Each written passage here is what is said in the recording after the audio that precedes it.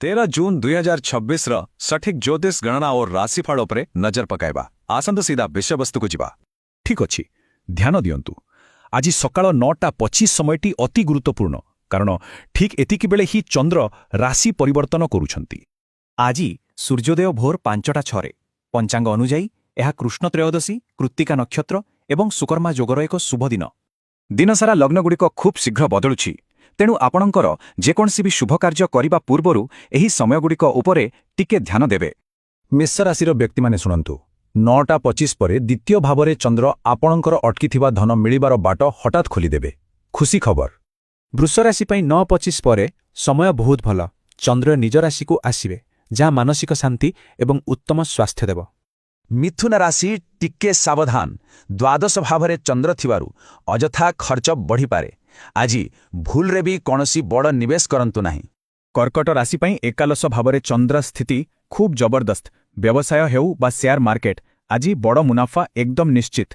सिंह राशिर व्यक्ति को दशम भावर चंद्र कर्मक्षेत्र में खूब प्रशंसा देवे। नुआ सुजोग सांगकु समाज रे आपणकर मान सम्मान मध्य बढ़िबो। कन्या राशि सकाळर सामान्य बाधा करे नवम चंद्र पूरा भाग्य बदलाई देवे। छात्र छात्री को परीक्षा रे आशातीत सफलता मिलिबो। एबे तुला राशि अष्टम चंद्र थिबारु टिके सतर्क रुहंतु। बाहर खाद्य खांतु नहीं एवं निजर गोपनीय योजना काहाकु कहंतु नहीं।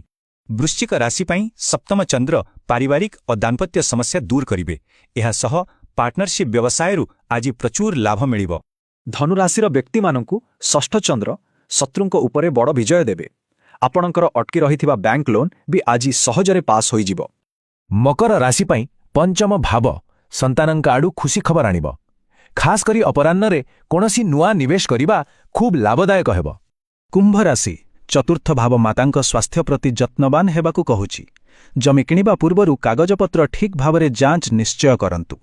शेषरे मीन राशि तृतीय भावर चंद्र आपणक आत्मविश्वास बढ़ाइबे।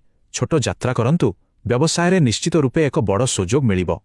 यह स्पष्ट करुछि जे आज वृष और मीन पाई घात चंद्र अछि। सेहीपरि वृष और सिंह राशि पाई घातबार पड़ुछि। सावधान। एही गभीर विश्लेषण प्रस्तुत करिसंती श्रीमान अंकित पाणिग्राही। तेबे एही ग्रहमानंकर गतिविधि को नहीं आज आपण कौन निष्पत्ति नेबाकु जाउछंती?